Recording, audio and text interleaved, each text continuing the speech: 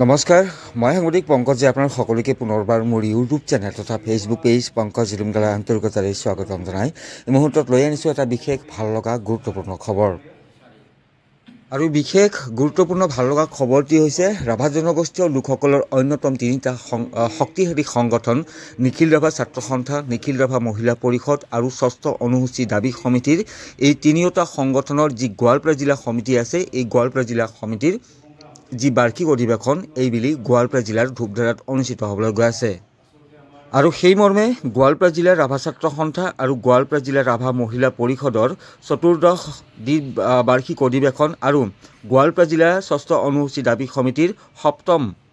ত্ৰিবাৰ্ষিক অধিৱেশনখনি গোৱালপাৰা জিলাৰ ধূপধাৰা ৰাজহুৱা খেলপথাৰত অনুষ্ঠিত হ'বলৈ গৈ আছে ধূপধাৰা আঞ্চলিক ৰাভা ছাত্ৰ সন্থাৰ ধূপধাৰা আঞ্চলিক মহিলা পৰিষদ আৰু ধূপধাৰা আঞ্চলিক ষষ্ঠ অনুসূচী দাবী সমিতিৰ উদ্যোগত অহা 9, 10 আৰু 11 এপ্ৰিলত তিনিদিনীয়া বৰ্ণাঢ্য কাৰ্যসূচীৰে ধূপধাৰা ৰাজহুৱা খেলপথাৰত অনুষ্ঠিত হ'বলৈ লোৱা এই অধিৱেশনখনিৰ বাবে ইতিমধ্যে সুবোধ কলিতাক সভাপতি আৰু তিলক ৰাভাক বৰ্তমানৰ গোৱালপাৰা জিলাৰ ৰাভা ছাত্ৰ সন্থাৰ সম্পাদক তিলক ৰাভাক সম্পাদক হিচাপে লৈ অভ্যৰ্থনা সমিতিখন গঠন কৰা হৈছে ইয়াৰ লগে লগে 20টাকৈ উপ সমিতি গঠন কৰি এই যি অধিৱেশনখনি সেই অধিৱেশনখনি যাতে সুচাৰুৰূপে সুন্দৰভাৱে সকলোৱে অনুষ্ঠিত কৰিব পাৰি তাৰ বাবে এক শক্তিশালী অভ্যৰ্থনা সমিতি গঠন কৰা হয় যোৱাকালি প্ৰতিটো উপ সমিতিকে দায়িত্বভাৰসমূহ অৰ্পণ কৰা হৈছে মন্তব্য আছে সেয়া শুনাইছোঁ হয় গোৱালপাৰা জিলা ৰাভা ছাত্ৰ সন্থা আৰু ৰাভা মহিলা পৰিষদৰ চতুৰ্দশ দ্বিবাৰ্ষিক অধিৱেশন গোৱালপাৰা জিলাৰ ষষ্ঠ অনুসূচী দাবী সমিতিৰ সপ্তম ত্ৰিবাৰ্ষিক অধিৱেশনখন এইবেলি ধূপধাৰা আঞ্চলিক ৰাভা ছাত্ৰ সন্থা ৰাভা মহিলা পৰিষদ আৰু ষষ্ঠ অনুসূচী দাবী সমিতিৰ উদ্যোগত আমাৰ ধূপধাৰা ৰাজহুৱা খেলপথাৰত অনুষ্ঠিত হ'বলৈ গৈ আছে আৰু ইতিমধ্যে যোৱা 27 ফেব্ৰুৱাৰী তাৰিখে আমাৰ ইয়াত এখন শক্তিশালী অভ্যৰ্থনা সমিতি গঠন কৰা হ'ল আৰু সভাপতিৰ দায়িত্ব আছে অভ্যৰ্থনা সমিতিৰ সুবোধ কলিতা ডাঙৰীয়া আৰু সাধাৰণ সম্পাদক হিচাপে তিলক ৰাভা ৰাখিছে আৰু তাৰ লগে লগে আমি বিভিন্ন উপসমিতিসমূহ তাত গঠন কৰা হৈছে আমাৰ সাংস্কৃতিক উপসমিতি বিত্ত উপসমিতি স্বাস্থ্য উপসমিতি অভ্যৰ্থনা উপসমিতি আদি কৰি আমাৰ প্ৰায় 20টা উপসমিতি আমাৰ ইয়াত সেইদিনাখন গঠন কৰা হ'ল আমাৰ এপ্ৰিল মাহৰ 9, 10, 11 তাৰিখে অনুষ্ঠিত হ'ব আৰু আমি আশা ৰাখিছোঁ কোনো বাধা বিঘিনি নহ'লে নিশ্চয় সেই তাৰিখতে অনুষ্ঠিত হ'ব যিহেতু আমাৰ ৰাভা আসামৰ নিৰ্বাচনৰ ইতিমধ্যে সমাগত আশা ৰাখিম আমি সেই তাৰিখতে অধিৱেশন অনুষ্ঠিত কৰিব পাৰিম 4 মাৰ্চ তাৰিখে আমি আমাৰ যি যোৱা 27 ফেব্ৰুৱাৰী তাৰিখে যিখন অভ্যৰ্থনা সমিতি গঠন কৰা হৈছিল এই অভ্যৰ্থনা সমিতিখনৰ উপসমিতিসমূহক আজি আমি দায়িত্বভাৰ অৰ্পণ কৰিম কাৰণ যিহেতু সময়ো কম আমি অধিৱেশনখন সাফল্যমণ্ডিত কৰিব লাগিব তাৰ কাৰণে উপসমিতিসমূহে ইয়াত নিশ্চয় সক্ৰিয়ভাৱে কাম কাজ কৰিব লাগিব আৰু তাৰ কাৰণে আজি প্ৰত্যেক উপসমিতিসমূহক আমি দায়িত্বভাৰ অৰ্পণ কৰিম তো নৰ্থ গাৰো হিলছৰ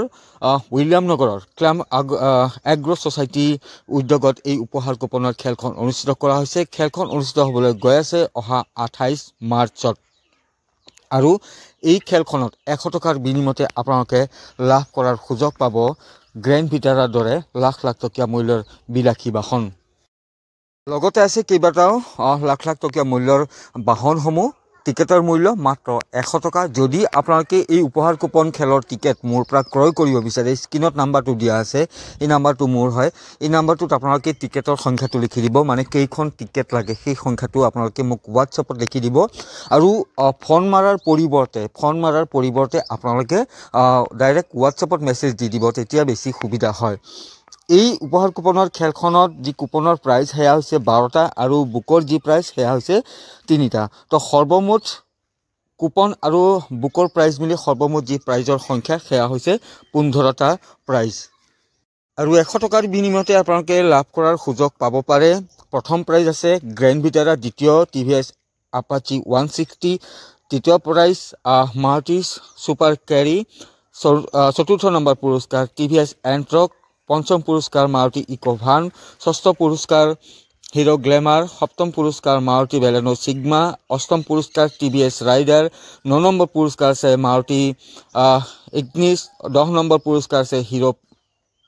প্লাছ আৰু 11 নম্বৰ পুৰস্কাৰ আছে টিভিএছ জুপিটাৰ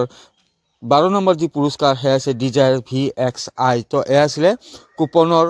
যি খেল সেই কুপন খেলৰ যি প্ৰাইজ সেই প্ৰাইজসমূহ মই আপোনাক জনাই দিলোঁ আৰু 12টাকৈ প্ৰাইজ আছে বুকৰ যি প্ৰাইজ সেয়া হৈছে 4টা প্ৰথম পুৰস্কাৰ আছে এল্টো K10 দ্বিতীয় পুৰস্কাৰ আছে বাজাজ প্লেটিনা আৰু তৃতীয় পুৰস্কাৰ আছে এক্টিভা তো বুকৰ যি প্ৰাইজ সেয়া বুকৰ প্ৰাইজ ৰখা হৈছে 3টাকৈ তো সৰ্বমুঠ প্ৰাইজ 15টাকৈ আছে কুপন আৰু বুকৰ প্ৰাইজ মিলি টিকেটৰ মূল্য মাত্ৰ 100 টকা এই উপহাৰ কুপন খেলৰ যদি টিকেট আপোনালোকে মোৰ পৰা ল'ব বিচাৰে স্ক্ৰিনত যিটো নাম্বাৰ দেখি আছে এই নাম্বাৰটো মোৰ হয় সেই নাম্বাৰটো ছেভ কৰক হোৱাটছএপত মোক মেছেজ দি দিয়ক টিকেট কেইখন লাগিব আপোনালোকক টিকেটৰ সংখ্যাটো লিখি মোক হোৱাটছএপত মেছেজ দি দিলে তাৰপিছতে আপোনালোকে টিকেটটো মোৰ পৰা ল'ব পাৰিব আৰু এটা কথা উল্লেখ কৰি দিব বিচাৰিছোঁ যে মেঘালয়ৰ যি খেলসমূহ সেই খেলসমূহ সুন্দৰভাৱে কিন্তু অনুষ্ঠিত হৈ আহি আছে আৰু তেওঁলোকে যি নিৰ্ধাৰিত সময় দি দিয়ে সেই নিৰ্ধাৰিত সময়তে খেলখন বা তাৰিখতে সুন্দৰভাৱে খেলখন অনুষ্ঠিত হৈ আহি আছে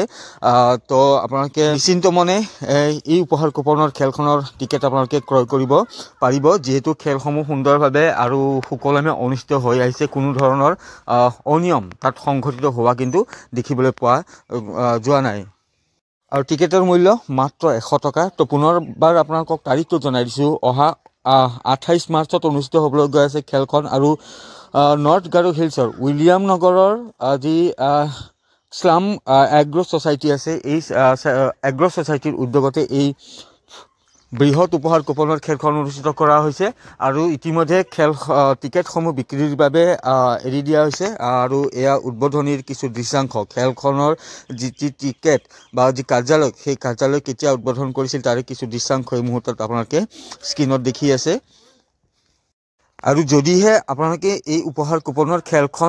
খেলৰ টিকট যদি আপোনালোকে মোৰ পৰা ল'ব বিচাৰে তেন্তে স্ক্ৰিনত যিটো নাম্বাৰ দিয়া আছে সেই নাম্বাৰটো মোৰ হয় সেই নাম্বাৰটোত আপোনালোকে ফোন নকৰিব টিকেট আছে মোৰ লগত